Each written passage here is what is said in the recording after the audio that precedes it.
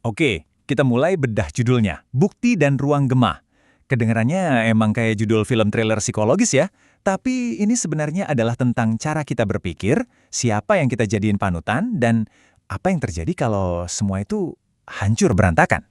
Coba bayangin deh, di hari penentuan nanti, semua influencer favorit kamu, semua idola, semua tokoh yang kamu ikutin mati-matian, tiba-tiba puff, mutusin hubungan sama kamu.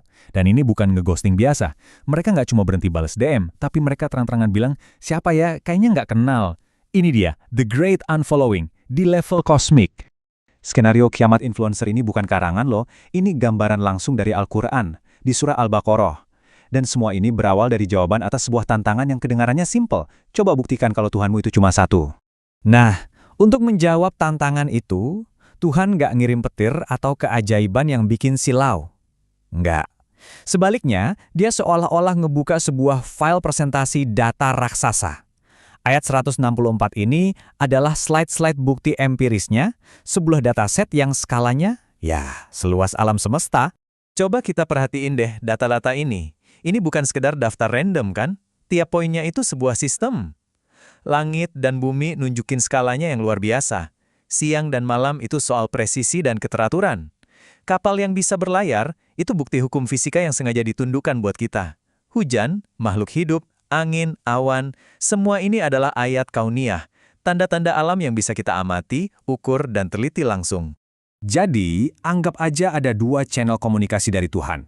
Yang pertama, ayat qauliyah, alias teks Al-Quran. Itu ngasih kita konteksnya, jawaban soal mengapa. Channel kedua, ayat kauniyah, alias alam semesta ini. Nunjukin ke kita bagaimananya dalam skala yang, ya ampun, gede banget. Dua channel, satu sumber, saling menguatkan. Dan ini dia kuncinya. Semua data kosmik ini, seluruh mesin alam semesta ini, sebenarnya lagi siaran non-stop, 24/7. Siaran kebenaran. Tapi, sinyalnya cuma bisa ketangkep kalau kita nyalain penerima di dalam kepala kita, yaitu akal. Jadi ini bukan soal percaya aja deh, ini adalah undangan terbuka buat mikir. Oke, pertanyaannya, kalau datanya sejelas itu, kenapa masih banyak yang salah jalan? Nah, ayat selanjutnya ngejelasin bug psikologisnya.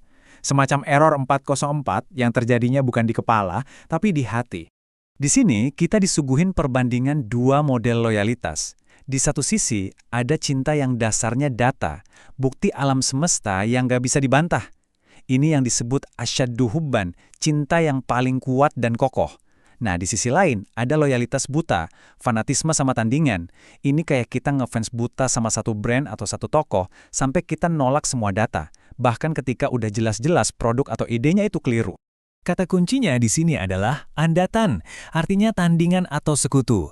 Dan ini konsep yang relevan banget sama zaman sekarang. Andatan itu nggak harus patung batu, bisa jadi ideologi politik yang kita bela mati-matian, fanatisme ke klub bola, atau bahkan gaya hidup yang dipromosikan influencer di media sosial yang tanpa sadar kita tempatkan di atas segalanya. Jadi pertanyaannya buat kita semua nih, di tengah lautan informasi, influencer, dan ideologi ini, loyalitas tertinggi kita itu berlabuh kemana sih? Ke bukti yang bisa kita cek sendiri, atau cuma kegemas suara di dalam bubble kita aja? Sekarang kita balik lagi ke skenario horor di awal tadi, momen di mana loyalitas buta itu akhirnya runtuh. Ayat 166 dan 167 ngejelasin dengan detail apa yang bisa kita sebut sebagai kecelakaan akuntabilitas, di mana semua koneksi palsu itu putus. Ada 4 tahap keruntuhan psikologis ini. Pertama, penyangkalan. Para pemimpin bilang, kita nggak ada urusan ya sama kalian, sakit banget. Kedua, penyingkapan. Para pengikut ngelihat dengan mata kepala sendiri konsekuensi nyata dari pilihan mereka. Ketiga, pemutusan. Semua koneksi, semua link pengaruh di dunia benar-benar diputus total. Dan terakhir, penyesalan. Rasa sesal yang luar biasa dalam dan membakar selamanya. Dan ini bagian paling ironisnya. Para pengikut yang udah hancur lebur ini berharap bisa balik ke dunia lagi cuma buat satu hal. Gantian menyangkal para pemimpin yang barusan menyangkal mereka. Wow, lingkaran pengkhianatan yang sempurna. Ini nunjukin betapa rapuhnya loyalitas yang gak dibangun di atas kebenaran. Tapi setelah semua drama pengkhianatan dan penyesalan ini, ada satu plot twist besar. Kita terlalu sibuk ngomongin influencer mana yang salah, sampai kita lupa nanya, emangnya influencer yang bener itu siapa? Siapa sih komunikator utama yang pesannya itu selalu konsisten, selalu transparan, dan bisa diverifikasi sama siapa aja, kapan aja, selama dia mau pakai akalnya? Jawabannya udah ada di depan mata kita dari awal, sejak presentasi data di ayat 164 tadi. Influencer terhebat, penyiar paling konsisten, itu bukan manusia, tapi alam semesta itu sendiri. Dia menyiarkan data murni tentang penciptanya tanpa henti, tanpa filter, tanpa endorsement. Ujung-ujungnya, pilihan ada di kita. Ada siaran dari alam semesta yang basisnya data dan ngajak kita mikir. Di sisi lain, ada banyak siaran dari ruang gema buatan manusia yang cuma nuntut loyalitas buta. Pertanyaannya, frekuensi siaran mana yang lagi kamu dengerin sekarang? Kalau pembahasan soal frekuensi akal ini ngebantu kamu, jangan lupa dukung kami dengan like, share, dan subscribe ke channel Belajar. Kami berusaha untuk selalu menyajikan pembahasan mendalam berbasis data kayak gini.